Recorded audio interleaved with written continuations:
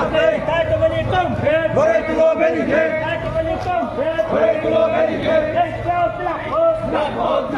আরে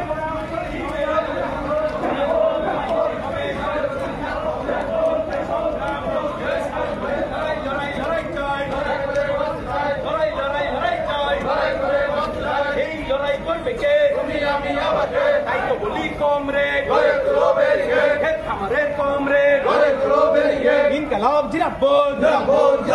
তিন দফা দাবির ভিত্তিতে ডিএম এর কাছে ডেপুটেশনের দলে দলে যোগ দেন